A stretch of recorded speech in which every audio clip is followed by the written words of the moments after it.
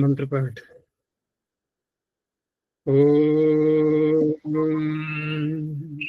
सहना भवतु सहनौ भुनक्तु सह वीर्यं करवावहै तेजस्विनावधीतमस्तु मा विद्विषावहै। ओम शांति शांति शांति।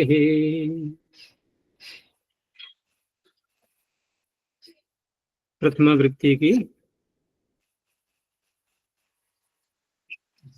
332वीं कक्षा।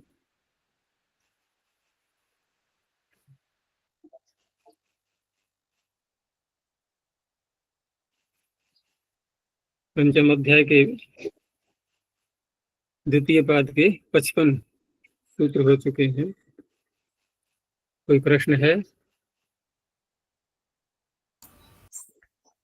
अच्छा जी, तदस्मिन् अधिकमिति दशांतार्धः।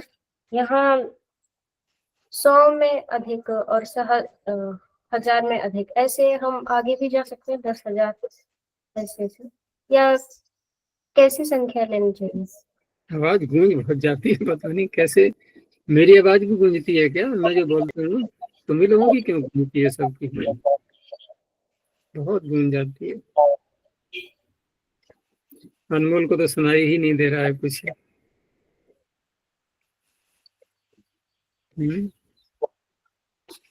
अपने कानों को चेक करवा लेना डॉक्टर से। मुझे सुनाई नहीं पड़ रहा है। हाँ, क्या प्रश्न दोबारा बोलना। अच्छा जी, तदस्मिन् अधिकमिति दशांतार्धः, वहाँ अस्मिन् 100, 1000 ऐसी ही संख्याओं को लेना है। कैसी संख्याओं को? 10,000, लाख, ऐसे। देखो वहाँ दशांत ऐसा है ना, तदस्मिन अधिकम इति दशांत, तो दशांत को पकड़ना है जिसके अंत में दश आ रहा है। तो दशन शब्द किस किस के अंत में आता है? एकादश से नवदश तक। से लेकर के हम नवदश तक बोलेंगे ना, आगे दशन कहाँ आएगा? अब अस्मिन, यहाँ 100 लिए थे। अस्मिन से तो कोई भी संख्या हो सकती है। वो अस्मिन से अगर हम 1 2 3 ये वाली ले लें, है ना, तो कोई तात्पर्य ही नहीं रहा उसका। क्योंकि 10 यदि किसी में अधिक होंगे, वो संख्या 10 से अधिक होगी या कम होगी? अधिक होना चाहिए, क्योंकि दशांत की बात हो रही है कि दशांता तद अस्मिन अधिकम, ठीक है ना। तद अस्मिन, अब तद पहले तद को पकड़ो। तद से क्या लेंगे हम? तद से हो गया दशांत, क्योंकि तद जो है ना, ये जो प्रथमा समर्थ शब्द है, ये दशांत के साथ जुड़ेगा। अब दशांत वाला ले लिया हमने, एकादशन शब्द या द्वादशन शब्द, द्वादश, ये सारे ले लिए। अब ये जिसमें अधिक हैं, तो ये अपने से बड़े में ही तो अधिक होंगे। मान लो हमने 19 कहा, नवदश कहा, तो नवदश कितने में अधिक होंगे? क्या 1 2 3 4 पीछे को तो हटेंगे नहीं, हम आगे की संख्याएं ही जाएंगी, ठीक है ना। आगे की संख्याओं में तो जाएंगे। अच्छा, फिर व्यवहार में भी देखो कि एकादश से लेकर के नवदश तक जो संख्याएं आ रही हैं, इनमें इकाई और दहाई 2 अंक आ रहे हैं या नहीं? सभी में 2 अंक आ रहे हैं। तो व्यवहार की दृष्टि से देखो कि हम 2 अंकों वाली संख्याएं कहाँ तक बोलते हैं? 99 तक, नवनवति तक। क्या यहाँ तक हम इनमें 11 से लेकर के 19 तक की संख्याएं जोड़ेंगे? नहीं जोड़ते। ऐसा कभी नहीं कहा जाएगा कि 11 अधिक 70, 12 अधिक 65, ऐसे नहीं बोलते ना। जैसे हमने कहा 112, क्या 70 में 12 जोड़ के बोलेंगे? है कोई शब्द बोलने का? नहीं आता ना। तो व्यावहारिक दृष्टि से देखो कि हम कहाँ जोड़ते हैं इन संख्याओं को, तो 100 या 100 से ऊपर वाली में जोड़ते हैं। वहीं जाके जुड़ेंगी, ये वहीं प्रयोग होगा इनका। इसलिए एकादशम शतम, एकादशम सप्तति ऐसे नहीं बोलेंगे कि 70 और 11, ऐसे नहीं बोला जाता।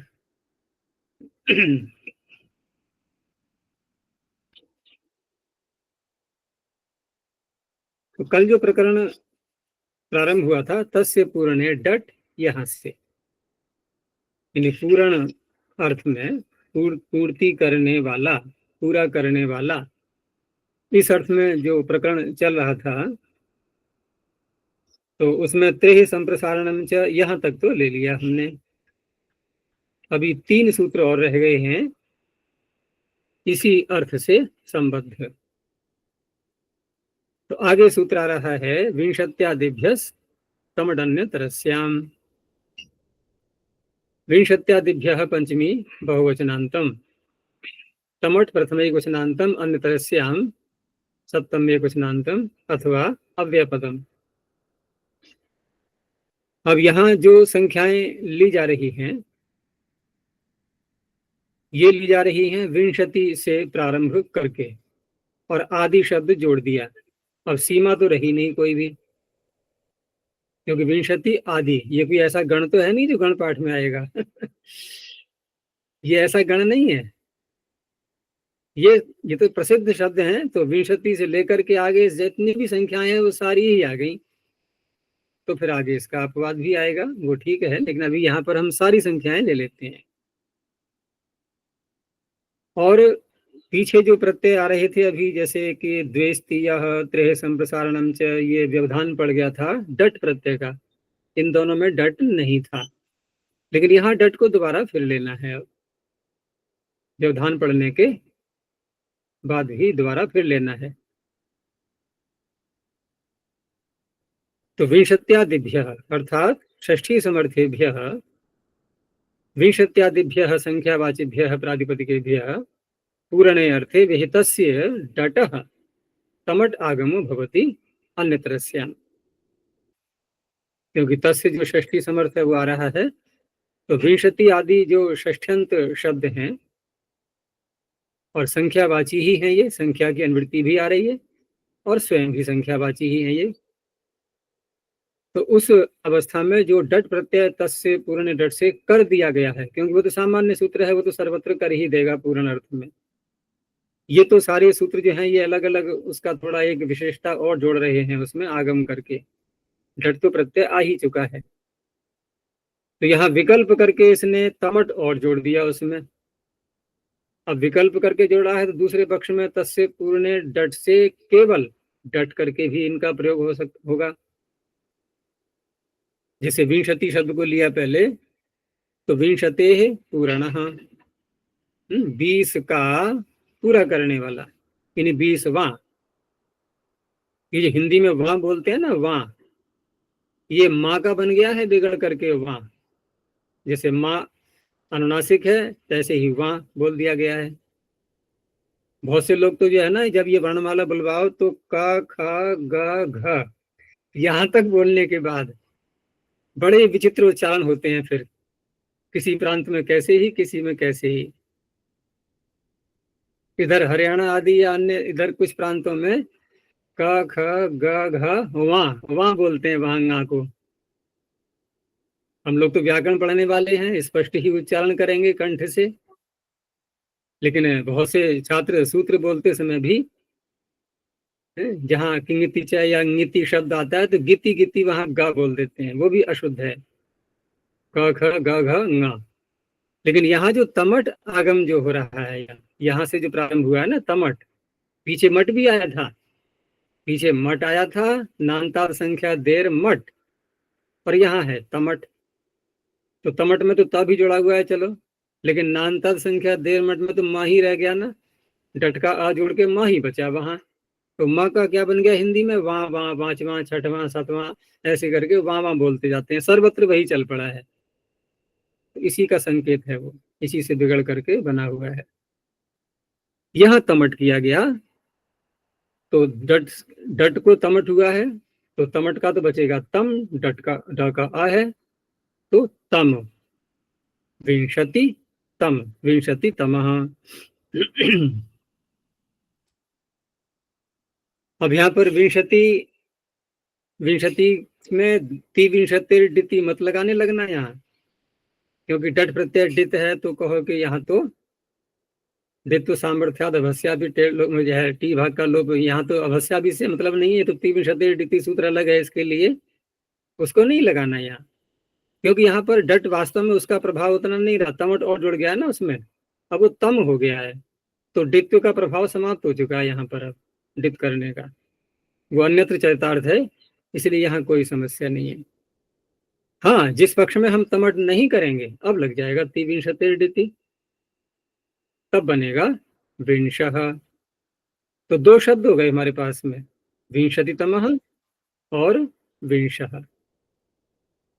अब आगे देखो कि इसी विंशति आदि शब्द जो कहा है आदि, तो आगे की संख्या ले ली, एक विंशति, द्वाविंशति, त्रयोविंशति, ये सभी लेते चले जाएंगे, तो वहां पर भी ऐसे ही तमट और डट दोनों बन जाएंगे। अब ये कहाँ तक जा सकते हैं हम, कोई सीमा ही नहीं है इसकी तो। लेकिन आगे जो सूत्र आ रहा है एक षष्ट्यादेष्टा संख्यादि और नित्यम शतादि भी है, तो षष्ट्यादेशा संख्यादि उसने षष्टी से लेकर के आगे का पकड़ लिया है, ठीक है ना, और वहां पर नित्य ही तमट किया गया है। तो अब इस हम विंशत्यादि को जो वैकल्पिक तमट आगम किया गया है, इसको कहाँ तक ले जाएंगे, 59। हाँ 59 तक ले जाएंगे, यानी कि नव पंचाशत तक, नव पंचाशत तक ले जाएंगे। आगे जब षष्ठी आएगा तो फिर वो सूत्र करेगा, वो नित्य ही तमट करेगा, वहां पर डट वाला उदाहरण नहीं मिलेगा फिर। लेकिन वहां एक विषय और भी है कि उसमें षष्ठी तो ले लिया हमने, षष्ठी सप्तति अशीति नवति ये तो ले पाएंगे, लेकिन एक षष्ठी द्विषष्ठी ये नहीं ले पाएंगे, क्योंकि वो असंख्यादेह बोलता है, तो वहां पर फिर ये विकल्प से ही तमट होगा। तो इस तरह से ये सूत्र बहुत लगेगा। अब ये देखो हमने जो पीछे लगाया था नान्ताद संख्या देरमठ, वो तो बहुत थोड़ी संख्याओं में ही लगा, लेकिन ये जो सूत्र है विंशत्यादिभ्यः ये बहुत लगेगा, क्योंकि इसने बहुत संख्याएं ले ली हैं, विंशति से लेकर के आगे अनंत संख्याओं तक ले लिया इसने। कुछ भी बोलेंगे हम तो इसी के क्षेत्र में आ जाएगा वो, विंशति से आगे की सारी संख्याएं। आगे त्रिशत का उदाहरण दिया है, तो त्रिशत तमः, और जिस पक्ष में केवल डट मात्र ही होगा, अब यहाँ टी भाग का लोप, यहाँ त्रिविंशति डित नहीं लगाना, यहाँ पर टेह सूत्र से टी भाग का लोप हो जाएगा डित होने से। तो त्रिंशः यानी अत का लोप हो जाएगा। ऐसे ही एक त्रिंशतमः, एक त्रिंशः।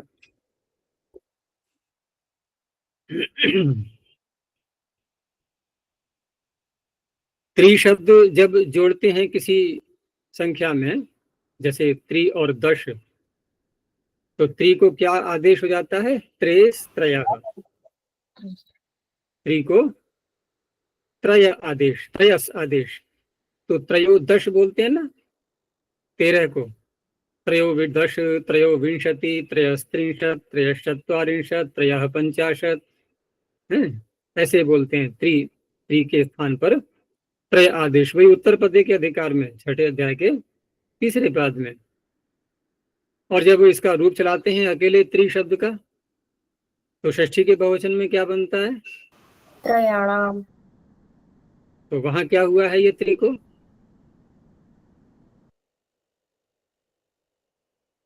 वहां भी तो हम आदेश करेंगे ना, क्या आदेश करेंगे,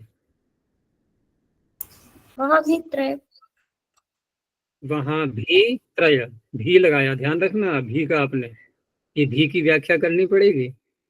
भी कहाँ लगाते हैं, जहां पहले भी हमने कुछ किया हुआ है वैसा ही, यहाँ हमने त्रयस किया था या त्रय,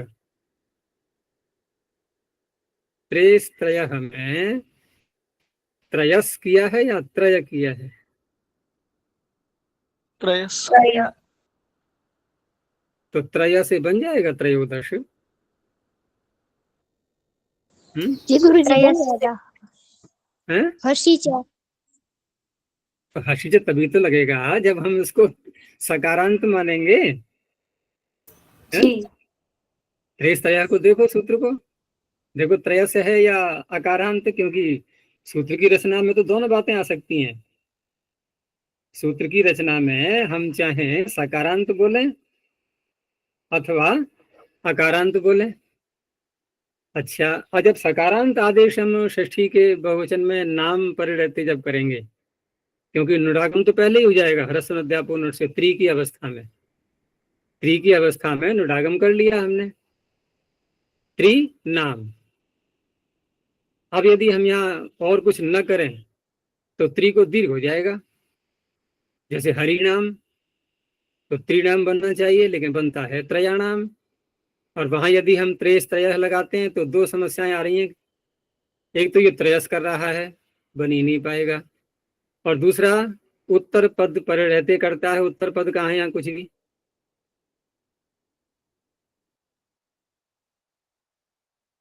क्या हुआ? एक सूत्र और है, त्रेस त्रय। क्यों बुद्धि नहीं काम कर रही है? ये दो हैं सूत्र, बताओ क्या है वो, कहाँ पर है वो भी त्रेस त्रय है, ऐसे ही है बिल्कुल। अरे जो कम से कम जो है जुड़वा सूत्र है उनको तो याद कर लिया करो। त्रय ह्रस्व अध्यापन षष्ठी। हाँ, वहां जो त्रय है वो अकारांत है। हो गया स्पष्ट? और ये सकारांत है। तो पाणिनि ने जुड़वा सूत्र भी तो उत्पन्न किए हैं ना बहुत से। और 3 बार आया तो क्या बोलेंगे? 2 बार तो आ गया जुड़वा। कुंडवा। 3 बार 4 बार बहुलम छंदसी तो कितनी बार आया है? 11 12 बार है वो तो। गिनती करके देखना एक बार पूरा, है ना, बहुलम छंदसी। चलो। वहां पाणिनि बनाते रहे वो एकदम बहुत सारे सांचे में से अनेकों निकल पड़े। तो यहाँ त्रयाणाम जो है ये अलग त्रय है, और ये उत्तर पदे के अधिकार में त्रयस आदेश है। ये भ्रांति दूर कर लेना अपनी। ये संख्या में जुड़ता है। संख्याएं जब आगे आती हैं त्रयस के, उत्तर पद आना चाहिए ना कोई आगे, तब ये त्रयस आदेश होता है। चलो ये हो गया। अभी इतना ध्यान रखना है कि इस सूत्र ने विंशति से लेकर के आगे की सभी संख्याओं को ले लिया था। अब देखो आगे, क्योंकि इसने तो अन्यत्र श्याम कहा है तमटागम। आगे वाले 2 सूत्र नित्य कर रहे हैं। तो नित्य कहाँ कर रहे हैं? तो नित्यम शतादि मासार्ध मास संवत्सराच्य। नित्यम प्रथम वचनांतम शतादि मासार्ध मास संवत्सरात् पंचम वचनांतम च अव्यपदम। इसमें शतादि शब्द तो ठीक है, क्योंकि संख्यावाची है ये। शतम आदिर्येषाम ते शतादयः, शत से लेकर के और आगे की संख्याएं सारी आ जाएंगी जो भी बोलेंगे आगे हम। और जो अन्य शब्द दिए हैं इसमें, मास, अर्धमास, संवत्सर, ये तो संख्यावाची नहीं है और संख्या की अनुवृत्ति आ रही है। तो इनके संख्यावाची न होने पर भी, क्योंकि सूत्र ये डट परे रहते तमट आगम कर रहा है, डट को ही तमट आगम कर रहा है, तो उस अवस्था में डट प्रत्यय भी इसी सूत्र से हो जाएगा। और ये बात पीछे भी आई थी एक सूत्र में, है, जहां पर षट कति कतिपय चतुराम थुक, वहां पर कतिपय शब्द संख्यावाची न होते हुए भी उसी सूत्र से डट करके और थुक आगम कर लिया गया था। ऐसे ही इन 3 शब्दों से मास, अर्धमास और संवत्सर, इसी से डट कर लेंगे और इसी से तमट करेंगे फिर। तो सूत्र का अर्थ बन जाएगा शतादिभ्य षष्ठी समर्थेभ्य प्रातिपदिकेभ्य मास अर्धमास संवत्सर इत्येतेभ्यश्च पूर्णे अर्थे विहितस्य घटः नित्यं तमटागमो भवति। नित्य ही तमटागम, तो पूर्व सूत्र का ये विंशति आदि के लिए अपवाद बन जाएगा, और मास अर्धमास संवत्सर के लिए तो विधि सूत्र ही बनेगा। ये अपवाद से कोई तात्पर्य नहीं है उसका।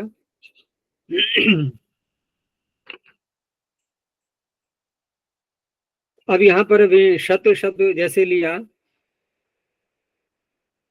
तो शतस्य पूरणः, 100 का पूरा करने वाला, यानी कि 100वां हिंदी की दृष्टि से बोलेंगे तो शत तमः। अब यहाँ पर केवल डट का प्रयोग नहीं हो पाएगा, जैसे पीछे हमने 20वां में विंशति तमः और विंशः दोनों बोले थे, यहाँ केवल तम आएगा। तम मतलब आगम होकर के ही डट आएगा, बिना उसके नहीं आएगा अकेला। ऐसे ही आगे की संख्या में भी सहस्रतमः, लक्षतमः, कितना ही बोलते जाओ आगे सर्वत्र, डट आगे नहीं, जो है डट अकेला नहीं रह सकता वहां पर।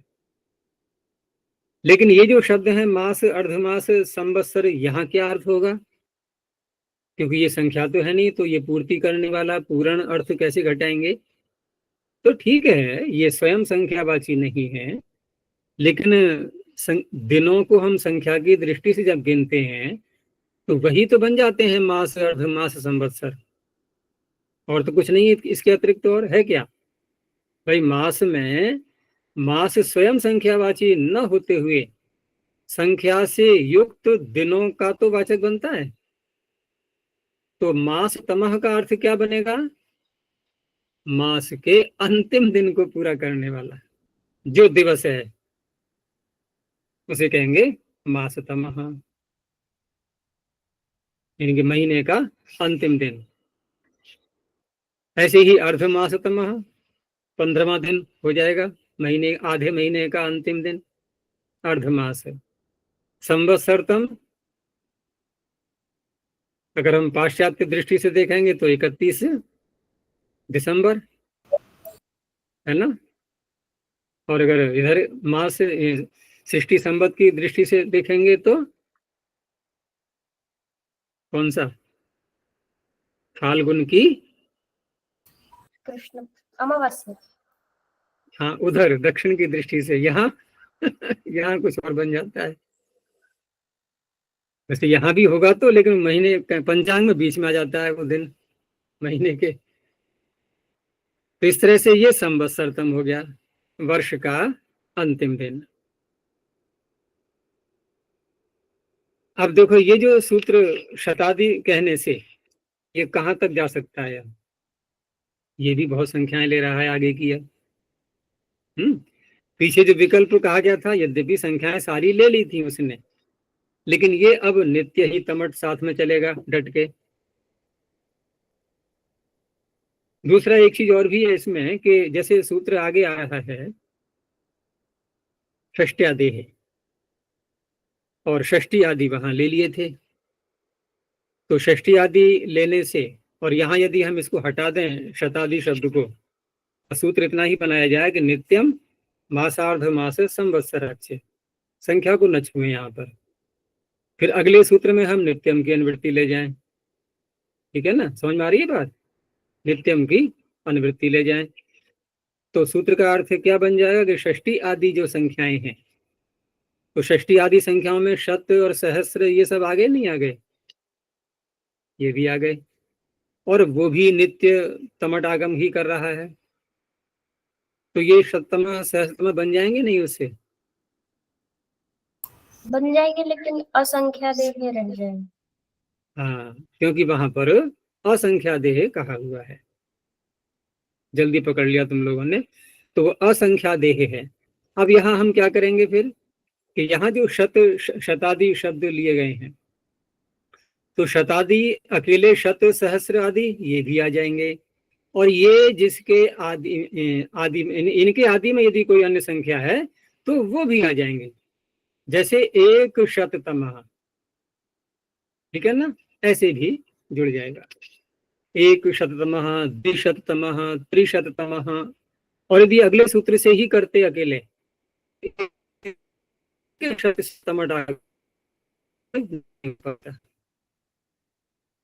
इसलिए यहाँ पर अलग से पढ़ा गया है ये। अब इस प्रकरण का ये अंतिम सूत्र, ये पढ़ करके फिर देखना दोबारा कि अब संख्या कौन सी बची है। तो षष्ट्यादेश च संख्यादेह, षष्ट्यादेह पंचम एकवचनांतम च अव्यपदम असंख्यादेह पंचम एकवचनांतम। तो षष्टिर आद्रियस्य, ये तो सारा गण हो ही गया पूरा, आगे की सारी संख्याएं, ये गण पाठ वाला गण नहीं है। और असंख्यादेह, संख्या आद्रियस्य बहुरी समास करके फिर नए तत्पुरुष कर लेंगे, तो ये बन जाएगा षष्ट्यादेह का विशेषण। तो असंख्यादेह षष्ट्यादेह प्रातिपदिकात् पूर्ण अर्थे विहितस्य डटः नित्यम तमडागमो भवति। अब यहाँ पर षष्टी से तो कर लेंगे हम तमट, लेकिन एक षष्टी से 61वां क्या बोलेंगे? अब क्या बनेगा बताओ? क्या बनेगा भाई? तमट नहीं होना है, वो विकल्प जो नित्य तमट किया गया है, तो नित्य तमट ना हो करके विकल्प से तमट होगा। तो चलो, जिस पक्ष में हमने तमट कर लिया, क्योंकि विकल्प से तमट कर रहा है ना, ये जो सूत्र है विंशत्यादिभ्यस् तमटन्त्रस्याम्, इसने तो सारी संख्याएं ले ली ना। विंशत्यादि में विंशति आदि जो कहा गया है, इसमें अकेले विंशति त्रिंशति ये भी सारी आ जाएंगी, और एक विंशति द्वाविंशति त्रयोविंशति आदि ये भी सब आ जाएंगी। तो ऐसे ही एक षष्ठी द्विषष्ठी ये भी सारी आ गई इसमें तो। और ये कह रहा है असंख्यादेह षष्ट्यादेह, तो वहां तो नहीं कहा है ना असंख्यादेह, तो विकल्प से तमट हो जाएगा उस सूत्र से, जहां ये नित्य तमट नहीं करेगा, क्योंकि एक षष्ठी में तो ये नित्य तमट करेगा नहीं। तो एक षष्ठी में जब ये नित्य तमट नहीं करेगा, तो विंशत्यादिभ्य से विकल्प से तमट हो जाएगा। तो जिस पक्ष में तमट कर लिया हमने, तब तो बन गया एक षष्ठी तमः। अब दूसरा प्रश्न, जब तमट नहीं करेंगे तब क्या बनेगा? एक षष्ठी शब्द, देखो एक षष्ठी है और डट का आ है, तो डित होने से टी भाग तो बचेगा नहीं, ई को हटा दो फिर। एक षष्टः, यद्यपि प्रयोग में कम आते हैं ऐसे शब्द, कहीं आ जाए तो अशुद्ध नहीं माने जाएंगे वो। एक षष्टः 61वां, क्योंकि तमट का प्रयोग बहुत होता है। ऐसे ही 71वां, तो एक सप्तति तमः, और दूसरे पक्ष में एक सप्ततः, हाँ एक सप्ततः, एकाशीतितमः, एकाशीतः, ऐसे ही बनने हैं, अशुद्ध नहीं है ये। देखो शब्द तो हम सूत्रों की व्याख्याओं के अनुसार व्युत्पत्ति के आधार पर बहुत सारे बना सकते हैं। जैसे धातुओं के रूपों को ही ले लो, हम प्रत्येक धातु के रूप प्रत्येक प्रक्रिया में, प्रत्येक लकार में, प्रत्येक पुरुष में, प्रत्येक वचन में बना सकते हैं या नहीं? लेकिन क्या ये गारंटी है कि इनके सारे के प्रयोग मिल जाएंगे? हमें नहीं मिलते ना। ऐसे ही यहाँ पर है, सूत्र ने बना तो दिए सब ये, अब प्रयोग के आधार पर है कहाँ प्रयोग मिलते हैं, लेकिन अशुद्ध नहीं माने जाएंगे, कहीं मिलते भी हैं तो। और कोई बोल भी देता है तो भी अशुद्ध नहीं माना जाएगा वो, लेकिन बोलने वाले को अपना स्पष्टीकरण करने के लिए सूत्र ध्यान रहने चाहिए, कोई प्रश्न कर भी देगा तो। अब देखो, जैसे हम यहाँ तक जो है ये पूर्ण वाला प्रकरण पूर्ण हो गया, तो हम प्रारंभ से लेकर के देखें अब कि कौन सी संख्या बची जो कि पूर्ण अर्थ में जहां प्रत्यय नहीं किया है हमने। देखो प्रथम शब्द बना लिया था हमने उणादि कोश में, अब देखो द्वितीय तृतीय ये सब यहीं अष्टाध्यायी में इसी प्रकरण में बन गए, चतुर्थ भी यहीं बन गया, फिर पंचम मडागम कर लिया हमने, नान्ता संख्या देर मठ, षष्ठ भी आ गया था, षट कतिकय कति कतिपय चतुराम थोक, फिर सप्त अष्ट नव दश, यहाँ पर सप्तम अष्टम नवम दशम ये बन गए सारे। उसके बाद फिर हम जब दश से चले तो दशांताढ़ सूत्र लगा लिया हमने, ठीक है ना। अब ये नहीं, दश तो वो नान्ताद से हो जाएगा। हम्म, केवल दश के लिए 10वां नान्ताद। नहीं, वहां तो दशमः हो गया, नान्ताद नकारांत होने से, क्योंकि असंख्या देह का है ना, तो वहां तो हम जो है मठ आगम कर लेंगे, तो दशमः बन गया। लेकिन जब 11 से प्रारंभ करेंगे, एकादश से, तो अब वहां क्या करेंगे? 10 से पूर्ण डट से केवल डट करेंगे। हाँ, केवल डटागम ही होगा वहां पर। तो वहां एकादश, द्वादश, त्रयोदश, चतुर्दश, ऐसे करते करते नवदश, उसके बाद फिर विंशति पे आ गए, तो विंशत्यादिभ्यस्तमतंत्रस्याम, अब इस क्षेत्र में आ गए, ठीक है ना। और यहाँ पर हम विकल्प करने लगे, लेकिन विकल्प भी सर्वत्र न होकर के शतादि, नित्यम शतादि, ये सारी संख्याएं इसने ले ली शत से आगे की, और षष्ट्यादिष्टा संख्या देह पीछे की इसने ले ली, षष्ठी से लेकर के, षष्ठी से लेकर के कहाँ तक? नवति तक। लेकिन वहां पर असंख्या देह कहने से एक षष्ठी, एक सप्तति आदि ये जो हैं, ये उसके क्षेत्र में नहीं आएंगे, तो वहां पर विंशत्यादिभ्य तमंत्रस्याम से विकल्प से ही तमट करते चलेंगे, तमट का प्रयोग भी होगा, डट का प्रयोग भी होगा।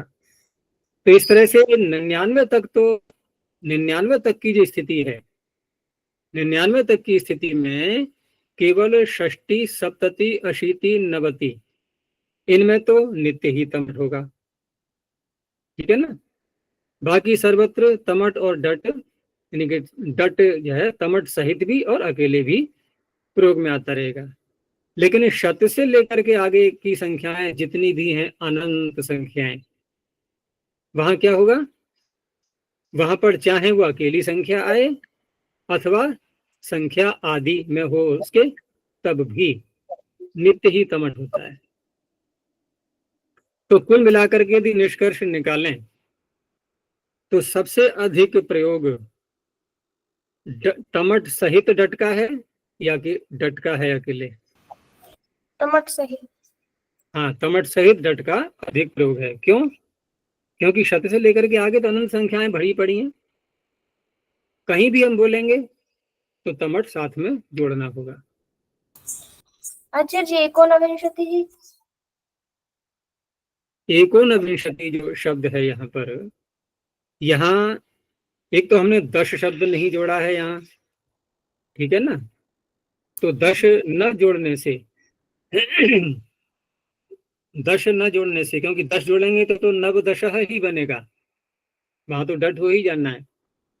लेकिन हमने विंशति बोला है, इधर ये विंशत्यादिभ्य स्तमतंत्रस्याम जो सूत्र है, ये विंशत्यादि विंशति से आगे चलेगा, ये पीछे को तो हटेगा नहीं, ये हट जाएगा, 20 से 19 पे आ जाएंगे।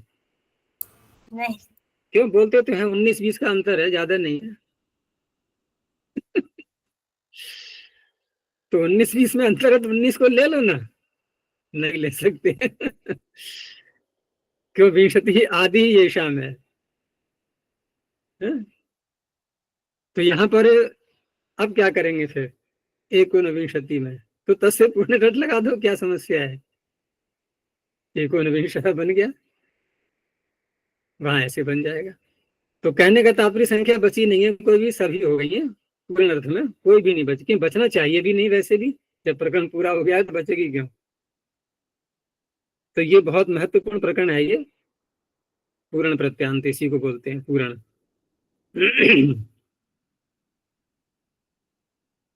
अब आगे विषय बदल रहा है, तो आगे सूत्र है मतौछः सूक्त सामनो। मतौ सप्तम एक वचनांतम, खः प्रथमैक वचनांतम, सूक्त सामनो सप्तमी द्विवचनांतम। इसमें समर्थ विभक्ति आदि कुछ भी निर्देश नहीं किया गया है, लेकिन मतुप प्रत्यय कह देने से मतुप का अर्थ वहां से ले लिया। समर्थ विभक्ति, मतुप जिस समर्थ विभक्ति से होता है वो ले लेंगे, ठीक है ना। सब कुछ वहीं से आ जाएगा, यहाँ अलग से कहने की आवश्यकता नहीं है। और अस्मिन अस्ति, अस्य अस्ति, अस्मिन और अस्य, ये भी सब वहीं से ले लेंगे, समर्थ विभक्ति भी वहीं से ले लेंगे। तो सूत्र का अर्थ बन जाएगा कि प्रातिपदिक मात्रा है मत्वर्थे सह प्रत्ययो भवति, लेकिन सर्वत्र नहीं, सूत्र में कह दिया है सूक्त सामनो हो, सूक्तम च सामा च, यानी सूक्त और साम, सामन, जो साम का तात्पर्य यहाँ पर साम वेद न हो करके जो गाने योग्य जो अलग अलग नाम होते हैं गानों के, वो गृहीत किए गए हैं सामन शब्द से। गान के नाम है ये, साम गानों के नाम अलग अलग, और वह शब्द जिस गान में आ रहा है साम गान में, उस शब्द से, उस प्रातिपदिक से छ प्रत्यय होगा। सूक्त में तो बहुत सरल है, सूक्त आते हैं ये ऋग्वेद में। ऋग्वेद में अध्याय, अनुवाक, सूक्त, एक तो ऐसे गणना की जाती है। गणना करने का जो प्रकार है ना, अध्याय 64 अध्याय है ना, तो अध्याय, अनुवाक और सूक्त। एक गणना और है, दूसरा प्रकार, वो कौन सा है? मंडल, सूक्त और मंत्र। 3 अंक आएंगे, मंडल, सूक्त, मंत्र। जैसे अक्षरधाई में हम 3 अंक बोलते हैं ना, अध्याय, पाद, सूत्र संख्या, ऐसे ही मंडल और सूक्त और मंत्र संख्या। और अध्याय बोलेंगे तो अध्याय, अनुवाक, सूक्त, यहाँ 4 बन जाते हैं, फिर एक मंत्र संख्या भी चाहिए हमें, यहाँ 4, ये लंबा हो जाता है थोड़ा। तो सरलता की दृष्टि से कौन सा प्रकार अधिक चलता है? मंडल, सूक्त, मंत्र, ये अधिक चलता है। कहीं भी अगर ये कैसे हो गए? है 2 प्रकार का विभाजन कैसे हुआ? 2 प्रकार होना गया, एक तो हो गया मंडल, सूक्त, मंत्र, एक तो ऐसे बोलते हैं और यही अधिक चलता है। और दूसरे में जो कि मंडल तो है, मंडल कितने हैं? 10। और अध्याय की दृष्टि से देखें, अध्याय है 64, 8 अट्ठे 64, 8 का वर्ग। अष्टक अष्टक अष्टक करके बोलते हैं उसको, एक अष्टक, द्वितीय अष्टक, तृतीय अष्टक, चतुर्थ अष्टक, ऐसे करके। तो 8 अट्ठे 64। तो अध्याय की दृष्टि से बोलेंगे तो अध्याय की संख्या, फिर अध्याय की संख्या के बाद में फिर अनुवाक। कहीं के अनुवाक नहीं बोलते हैं, लेकिन प्राय अध्याय के साथ में तो बोलना होगा, अध्याय, अनुवाक, सूक्त भी बोलेंगे और फिर मंत्र संख्या भी आनी चाहिए। तो ये 2 प्रकार चलते हैं। तो कहीं कहीं 4 जो अंक लिखे होते हैं ना, 4, वहां समझ लेना कि अध्याय वाला क्रम चल रहा है, अध्याय, अनुवाक, सूक्त, मंत्र। जहाँ 3 अंक आते हैं वहां पर मंडल, सूक्त और मंत्र की संख्या आएगी। अच्छा, जो वर्ग भी चलता है? वर्ग का भी कहीं कहीं होता है, लेकिन उसका प्रचलन कम है। वर्ग से भी चलता है, उसका कम है प्रचलन।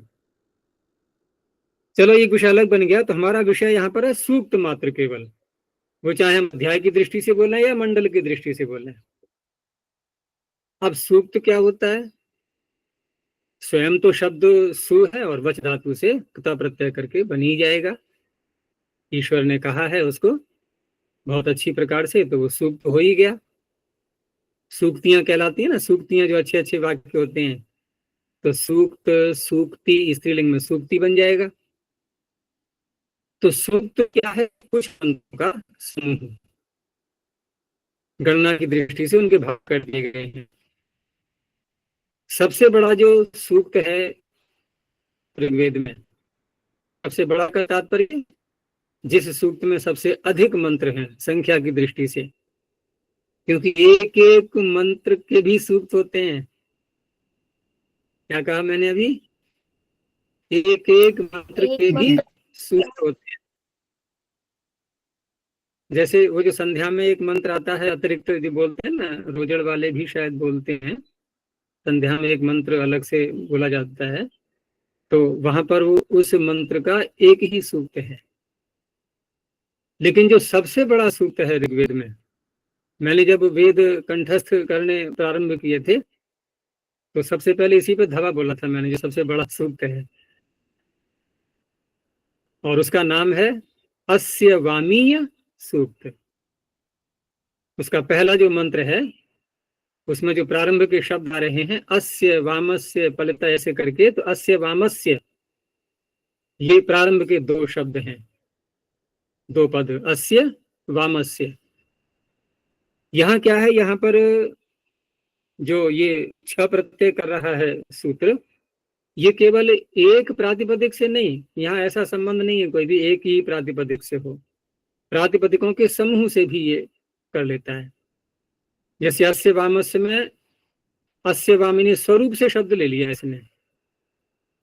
अब प्रश्न उठेगा कि प्रातिपदिक कैसे बन गया फिर वो, क्योंकि यहाँ अधिकार चल रहा है यहाँ प्रातिपदिकात का, तो यहाँ प्रातिपदिकात के अधिकार में प्रातिपदिक होना चाहिए, ठीक है ना। अब हमने ले लिया अस्य वामस्य पूरा विभक्त्यंत शब्द ही, और विभक्त्यंत शब्द भी लेकर के वामस्य की विभक्ति को हटा दिया, अस्य की विभक्ति को जगह त्यों ले लिया, और फिर छ प्रत्यय करके बना दिया शब्द अस्य वामीय। इसे कहते हैं अनुकरण। हमने मंत्र में कुछ भाग का अनुकरण किया, उसको दोबारा बोला, और उसी को एक अनुकरण यानी कि शब्द अर्थ मानते हुए, उसका सार्थक मानते हुए, उसको सार्थक मानते हुए अर्थवत धातुर प्रत्यय प्रातिपदिकम से प्रातिपदिक बना लिया, क्योंकि अनुकरण का अर्थ अनुकरण ही होता है, उसी से शब्द सार्थक बन जाता है। वो जो प्राय उदाहरण देते हैं ना कि कुमारी लृतक इत्याह, नहीं तो वहां नहीं घटेगा फिर ये। एक कुमारी ने तो अशुद्ध बोला था ना, और अशुद्ध बोला है, और यहाँ कह रहे हैं कि अर्थवत अर्थवान होना चाहिए या अनर्थवान होना चाहिए। कुमारी ने बोला वो तो अनर्थवान था, अशुद्ध हो गया था वो, लेकिन फिर भी अनुकरण करता उसके अशुद्ध उच्चारण को ज्यों का त्यों उच्चारण कर रहा है, तो इसका तो उच्चारण सार्थक बन गया, क्योंकि वह इसके उच्चारण किए हुए शब्द का अर्थ है कुमारी के द्वारा बोला हुआ अशुद्ध शब्द, और नहीं तो अशुद्ध शब्द भी स्वयं अशुद्ध हो जाएगा, फिर अशुद्ध शब्द भी स्वयं अशुद्ध हो जाएगा, फिर तो ये निष्ठा प्रत्यय कैसे कर पाएंगे, यहाँ अशुद्ध हो गया ना ये। और पाणिनि क्या बना रहे हैं, शुद्ध शब्द, तो अशुद्ध क्यों बनाया पाणिनि ने, क्यों देव, पाणिनि ने अशुद्ध शब्द क्यों बना दिया। तो यहाँ पर इन्होंने पहले उसी का उदाहरण दिया है, देखो सबसे बड़े सूक्त का 58 मंत्र हैं इसमें, ये सबसे बड़ा सूक्त, प्रसिद्ध मंत्र भी आए हुए हैं इसमें, द्वार सुपर्णा सयुजा सखाया आदि सभी इसमें है। अस्य वाम शब्द अस्मिन अस्ति, ये कहाँ से ले लिया हमने, षष्ठी विभक्ति समर्थ विभक्ति और अर्थ सप्तमी का ये मत्वर्थ वाले उसी सूत्र में, तदस्यास्ति अस्मिन्निति मतो, वहीं से ले लिया गया है। तो अस्य वामीयम सूक्तम, ऐसे ही मित्रावरण शब्द आ रहा है तो मित्रावरणीयम, ये तो हो गए सूक्तों के उदाहरण। साम का दे दिया है यज्ञा यज्ञीयम साम, वारवंतीयम साम, तो ये भी ऐसे ही शब्द हैं। और ये गेय जो गाने योग्य साम है, ये उनके नाम है, ठीक है ना, और वो जिस गान में आ रहे हैं ये शब्द, तो उस गान का नाम हो गया यज्ञा यज्ञीयम। ऐसे ही वारवंतीयम, वारवंत से वारवंतीयम।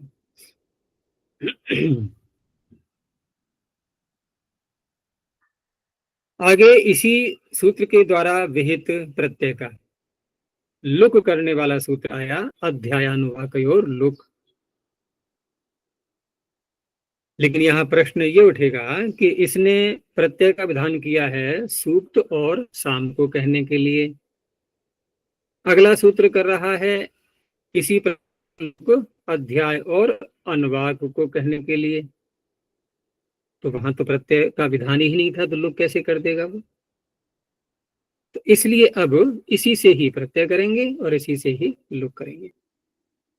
तो अध्यायानुवाकयोः सप्तमी द्विवचनान्तम लुक प्रथम एकवचनान्तम, अध्याये अनुवाके च अभिधेये मत्वर्थे उत्पन्नस्य तस्य लुक भवति, तो मत्वर्थ में उत्पन्न भी इसी सूत्र से करेंगे। तो प्रश्न ये भी उठेगा कि क्यों तो प्रत्यय किया और क्यों लोप कर दिया। यदि ये दोनों बातें हटा दें, ना तो प्रत्यय करें हम और न ही हमें लोप करने की समस्या आएगी कि पहले कपड़ा गंदा करो फिर साबुन लेकर के उसकी सफाई करो, तो गंदा ही मत करो ना पहले से। लेकिन यहां प्रत्यय करके लुक करना, इन दोनों क्रियाओं से शब्द का अर्थ तो बदल गया। शब्द का अर्थ बदल गया। जैसे गर्दभांड शब्द है किसी अध्याय में किसी मंत्र में आ रहा है। अब उस अध्याय का नाम गर्दभांड हम कह ही नहीं पाएंगे जब तक कि प्रत्यय ला करके उसको हटाया न जाए। तो अर्थ में पहले प्रत्यय लाएंगे फिर उसको हटा देंगे। तो गर्दभांड शब्द अस्मिन् अस्ति इति गर्दभांडो अध्यायः। ऐसे ही अनुवाक के लिए भी कह सकते हैं, क्योंकि अध्याय है तो अनुवाक भी कोई ना कोई होगा ही वो, तो अनुवाक का नाम भी हो सकता है उसी शब्द से, गर्दभांडो अनुवाकः। ऐसे ही दीर्घ जीवितो अध्यायः, दीर्घ जीविको जीवितो अनुवाकः।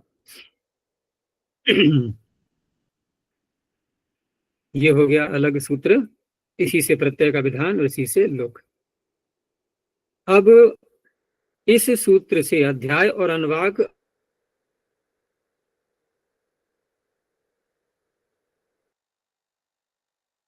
का प्रत्यय करके, तो अगला सूत्र इसका अपवाद बन रहा है। वो कह रहा है विमुक्ता दिभ्यों, और ये लुक भी नहीं करेगा, ये प्रत्यय को रखेगा भी। विमुक्ता दिभ्य पंचमी बहुवचनांतम अण प्रथमैक वचनांतम। विमुक्त आदर्येषाम, ये कुछ शब्द हैं उनको इकट्ठा कर लिया गया है और गण पाठ में इसको एक अलग गण के रूप में बना करके इन शब्दों को पढ़ दिया गया है। तो विमुक्तादिभ्यः प्रातिपदिकेभ्यः मत्वर्थे अध्यायानुवाकयोः अविधेयोः अण प्रत्ययो भवति। और तो वही रहेगा अध्याय और अनुवाक, लेकिन पिछले सूत्र से छ करके उसका लुक जो किया जा रहा था, इसने यहाँ अण प्रत्यय किया है और लुक नहीं किया उसका। तो जैसे पीछे गर्दभांड शब्द था तो वहां तो अध्याय का नाम भी गर्दभांड हो गया, अनुवाक का भी नाम ऐसे ही हो गया, लेकिन यहाँ पर विमुक्त शब्द यदि आ रहा है तो उस अध्याय का या अनुवाक का नाम होगा अब वैमुक्तः। यदि ये सूत्र न होता तो पिछले सूत्र से विमुक्त ही बनता यहाँ पर भी। ऐसे ही देवासुर, तो देवासुर शब्द अस्मिन् अस्ति इति दैवासुरः। अब देखो इसने तो विमुक्तादि एक अलग गण लिया है, तो ये छ प्रत्यय का जो पिछले सूत्र से प्राप्त हो रहा था उसका अपवाद बना अण। ऐसे ही अगला सूत्र भी, ये भी अध्याय अनुवाक लोक से जो छ की प्राप्ति हो रही है उसका अपवाद बुन प्रत्यय कर रहा है, और वहां भी एक गण पाठ बना दिया गया, वहां भी गण का उच्चारण कर दिया गया है। गोषदादिभ्यो वुन, गोषदादिभ्यः पंचमी बहुवचनांतम वुन प्रथमैकवचनांतम। इसमें थोड़े शब्द हैं, तो गोषदादिभ्यः प्रातिपदिकेभ्यः अध्यायानुवाकयोः विधेयोः मत्वर्थे उत्पन्न वुन प्रत्ययो भवति। तो वुन का वु का हो जाएगा, तो गोषद शब्द किसी अध्याय में अनुवाक में आ रहा है तो उस अध्याय का अनुवाक का नाम हो जाएगा गोषदकः। ऐसे ही ईशेत्व शब्द है, ये ईशेत्व ऊर्जेत्व वाला मंत्र मत ले लेना, ये तो यजुर्वेद का है और यजुर्वेद में अनुवाक नहीं होते हैं, अध्याय तो भूले जाते हैं, लेकिन वहां ईशेत्व शब्द है और ये है ईशेत्व। गण में, गण पाठ में जो गोषदादि गण है उसमें ईशेत्व शब्द है, तो ईशेत्व ही लेना है ये, ईशेत्वकः। ऐसे ही मातरिश्वन शब्द आ रहा है अध्याय अनुवाक में, तो मातरिश्वकः। तो ये जो अब तक सूत्र हमने प्रारंभ किए थे मतोच्छः सूक्त सामनोः मत्वर्थ वाले, ये यहाँ आकर के ये जो 4 सूत्र में ये पूरा विषय समाप्त हो चुका है। और ये जो सूक्त और साम अर्थ में, जो सूक्त में तो जो प्रत्यय किया है इसका तो बहुत ही व्यापक प्रयोग होता है। हमने जिस सूक्तों के नाम रख लिए हैं अलग अलग, वो इसी सूत्र के आधार पर 6 प्रत्यय करके नाम रखे जाते हैं कि कौन सा सूक्त। उसमें प्रथम मंत्र से शब्द को ले लेते हैं, प्रथम मंत्र से चलता है ये सूक्त का नाम।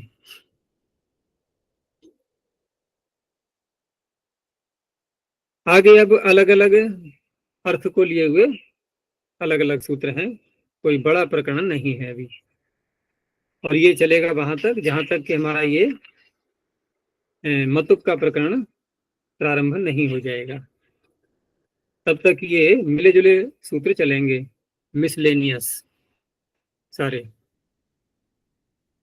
तो आगे सूत्र है तत्र कुशलः पथः।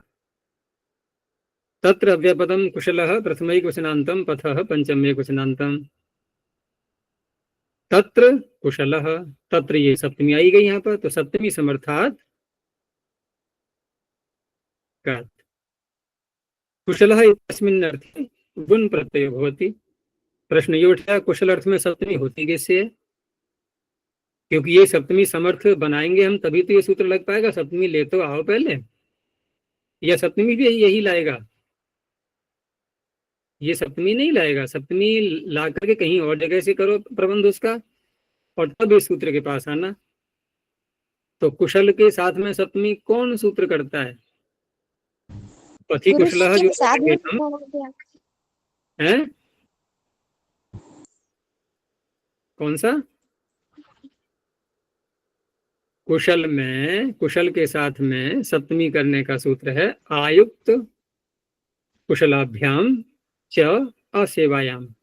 आसेवायाम, आयुक्त कुशलाभ्याम च असेवायाम। किसी विषय में कोई व्यक्ति आयुक्त होता है या कुशल होता है तो वहां सप्तमी व्यक्ति हो जाती है। तो मार्ग में कुशल है का तात्पर्य क्या है? मार्ग में चलने में, यात्रा जो कार्य होता है उसमें कुशल है कोई, तो पथि कुशलः। तो शब्द क्या बना? क्योंकि गुण प्रत्यय किया है, तो गुण प्रत्यय करके तो ये पथकः बन गया। ये बोलने में आता है, कहीं पथिक बोलते हैं, लेकिन पथिक का दूसरा अर्थ है, ध्यान रखना। और पथिक हम पीछे बना भी चुके हैं, बताओ कौन सा सूत्र है? कहना पीछे का तो सारा डिलीट हो रहा है, जैसे वो चलता है ना वायुयान, तो वाष्प छोड़ता है ना, वो पीछे की सारी डिलीट होती जाती है, कुछ ही दूरी तक की रेखा दिखाई देती है वाष्प की। देखा है नहीं आकाश में? प्राय करके जब ये शीत ऋतु आती है और वहां कोई विमान जा रहा हो ऊपर, तो देखना वो रेखा जो है कुछ देर, कुछ दूरी तक दिखाई देगी और आगे की बढ़ती जाएगी, पीछे की हटती जाएगी। तो क्या है सूत्र, बोलो ना पीछे। पथिक, देखो वहां गच्छति अर्थ है, योजनम गच्छति, यहां से आगे सूत्र बोलो पथः कन गच्छति अर्थ में, पंथानम गच्छति इति पथिकः। तो पथिक कौन हो गया? मार्ग में जा रहा है, कुशल है ये अर्थ नहीं है, वहां पर जा रहा है, ठोकर खा खा के गिरता भी है, जा रहा है, कोई बात नहीं है, तब भी पथिक है वो।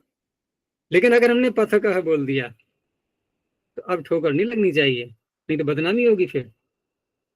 है पानी नहीं कह रहे हैं कुशल है, यहाँ तो अकुशल हो रहा है, वो बार बार गिर रहा है। जैसे देव पहाड़ी पर चढ़ा था तो गिरा नहीं था ना बिल्कुल। तो पथकः यहां हो गया बुन, ठीक है ना, टी भाग का लोप कर देना। और वहां है कन, वहां तो नकार का ही लोप करना है केवल, पथिका। आगे है आकर्षादिभ्यः कन, कुशल अर्थ यहां भी ले लेते हैं। आकर्षादिभ्यः पंचमी बहुवचनांतम, कन प्रथमैकवचनांतम। अब यहां से कन का प्रकरण चल रहा है, ये अनेकों सूत्रों तक चलेगा।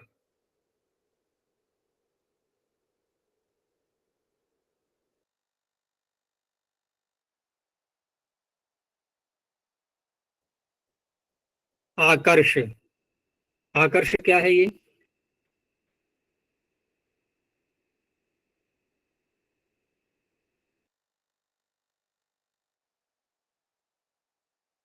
करने के लिए जिस पत्थर का प्रयोग करते हैं, घिस करके सोने की शुद्धता का पता लगाते हैं, जिसको बोलते हैं कसौटी। और ये कसौटी शब्द बहुत व्यापक रूप से प्रयोग में आने लगा है अन्य अर्थों में भी, यानी अन्य वाक्यों में भी, कि कोई भी कार्य जिसकी जांच परख करके करने की जब प्रसंग आता है तो तुरंत कहते हैं बदे कसौटी पे परख लेना पहले भूल।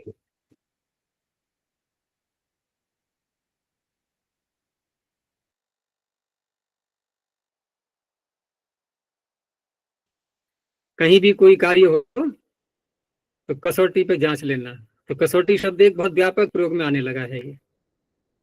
उसी को यहाँ कहा गया है आकर्ष।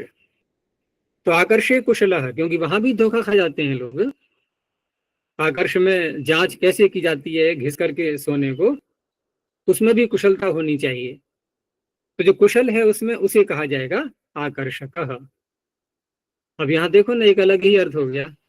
अब वैसे हम बोलते हैं आकर्षक जो अपनी ओर खींच लेता है, जैसे इंद्रियों के विषय कैसे होते हैं ये आकर्षक।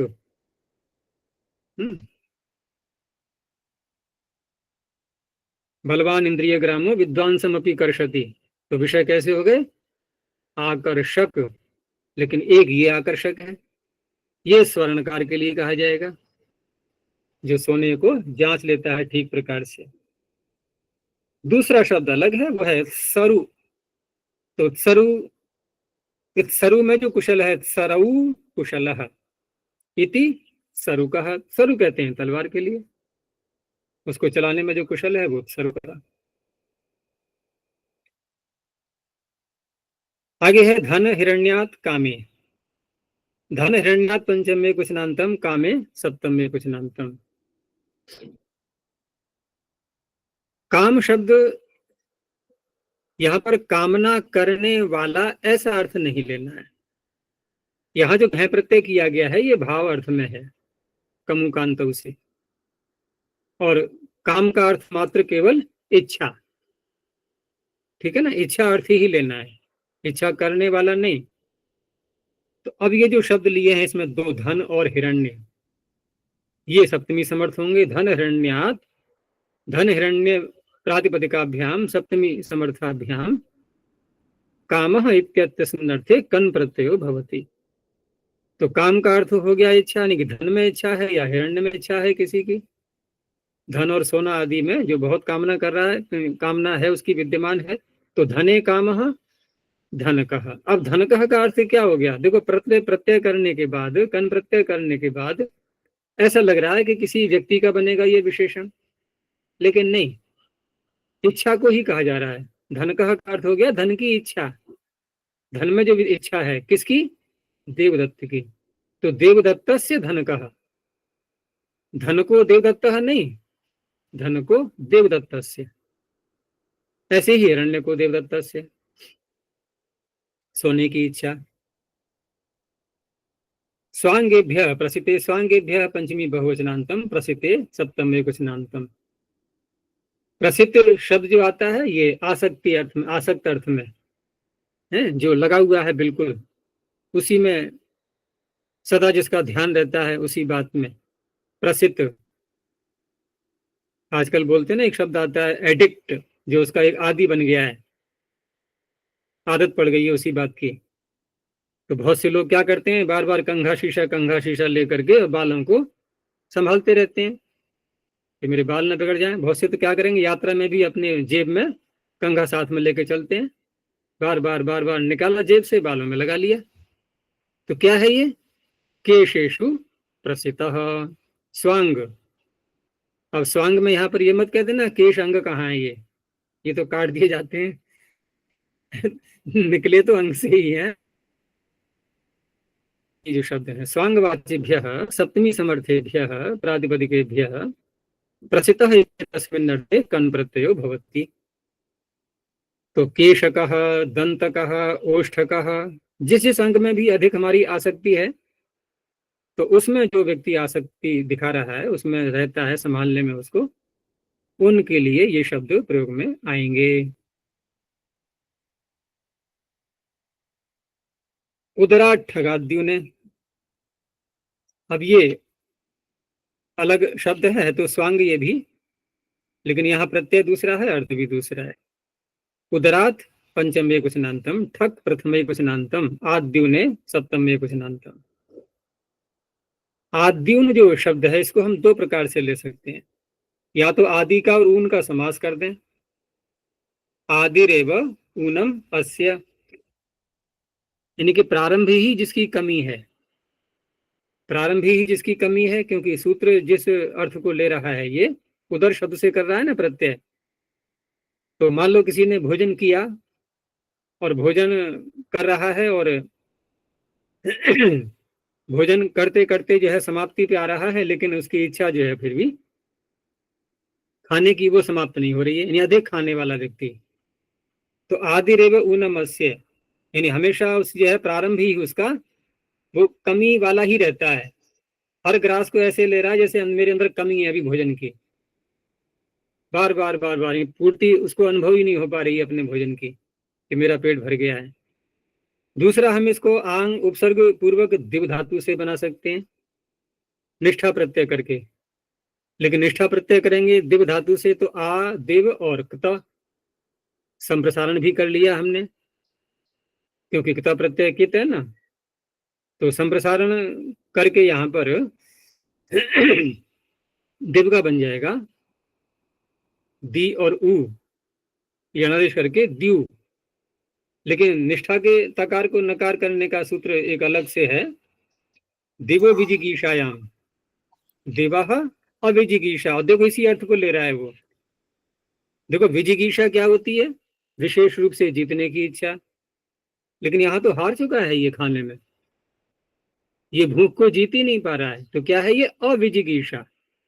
तो अविजिगीषा में दिव धातु से दिवः अविजिगीषायाम, दिव धातु से जो निष्ठा प्रत्यय किया गया है उसको नकार करता है ये, उससे बनता है आद्यून शब्द। तो उसी अर्थ को यहां ले सकते हैं।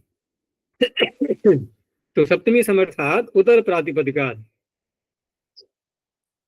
प्रसिद्धः इत्यस्मिन् अर्थे आद्यूने वाच्ये ठक प्रत्ययो भवति।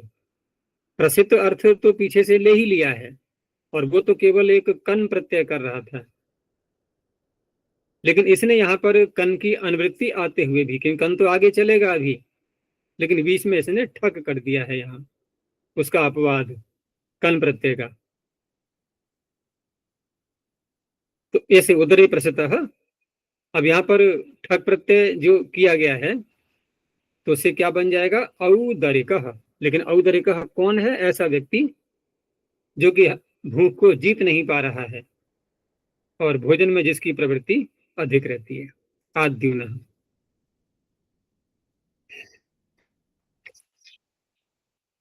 बस यहीं तक रखते हैं अभी।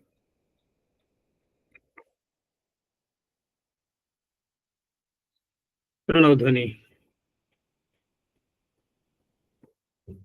ओ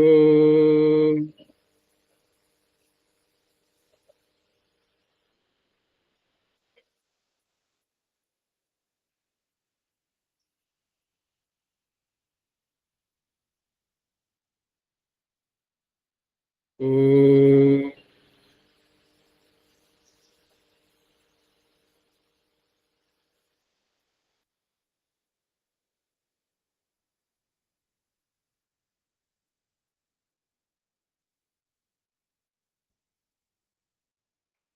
ओ